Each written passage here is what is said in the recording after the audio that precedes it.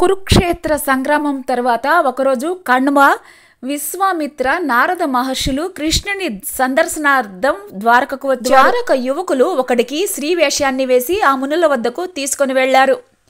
ఈ చిన్నదానికి ఆడబిడ్డ పుడతాడా మగబిడ్డ పుడతాడో చెప్పమన్నారు.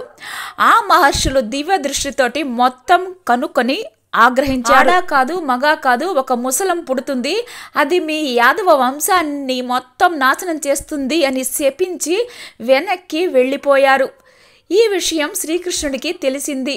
విధివ్రాతను ఎవరు తప్పించలేరు అనుకున్నాడు. మహర్షుల తపశ్శక్తి ఫలితంగా ఆ యువకుడికి ముసలం పుట్టింది. శ్రీకృష్ణుని సలహా మేరకు దానిని పిండి చేసి సముద్రంలో కలిపారు. చివరగా ఒక ముక్కను అరగదీయలేక దానిని సముద్రంలోకి విసిరివేశారు.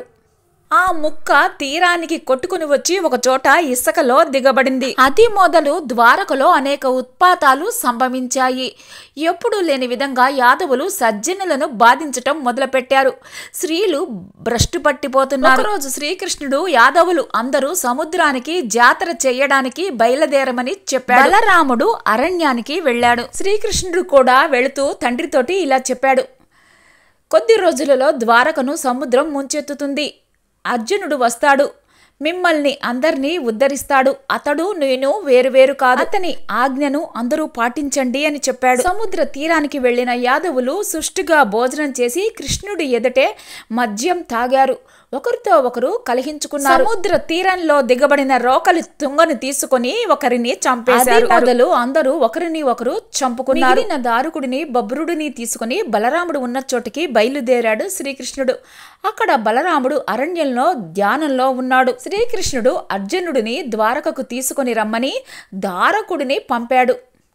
బబ్రుడిని ద్వారకలోని స్త్రీలను మిగిలిన వాళ్ళని ప్రయాణానికి సిద్ధం చెయ్యమని పంపాడు. కానీ మార్గ మధ్యంలో ఒక అటవికుడు అదే రోకలి తుంగతోటి బబ్రుడిని సంహరించాడు. దారుకుడు ఏడుస్తూ పాండవుల దగ్గరికి వెళ్లి బలరామకృష్ణులు అరణ్యంలో ఉన్నారని, అర్జునుడిని ద్వారకకు తీసుకుని రమ్మన్నారని చెప్పాడు. పాండవులు చాలా బాధపడ్డారు.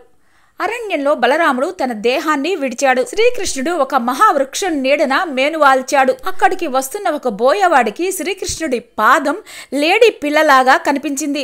బోయవాడు గురు చూసి కృష్ణుడి పాదానికి బాణాన్ని వదిలాడు. తర్వాత చూసి వాసుదేవునిక నేను బాణం వేసింది అని రోధించాడు. శ్రీకృష్ణుడు అతనిని ఓదార్చాడు. త్రేతాయుగాన వాలివైన నిన్ను చెట్టు చాటు నుంచి చంపిన ఫలితం ఇప్పుడు అనుభవిస్తున్నాను. నీవు నిమిత్త మాత్రుడువు అని శ్రీకృష్ణుడు తన శరీరాన్ని వదిలాడు. ద్వారకకు చేరుకున్న అర్జునుడు కృష్ణుడు లేని ద్వారకను చూసి బాధపడ్డాడు. శ్రీకృష్ణుడి ప్రియసఖుడైన అర్జునుడిని చూడగానే శ్రీకృష్ణుని భార్యలు పలు విధాల రోధించారు. వసుదేవుడు శ్రీకృష్ణుడు తనకి చెప్పిందంతా అర్జునుడికి చెప్పి తన యోగ నిష్టతోటి శరీరాన్ని వదిలాడు.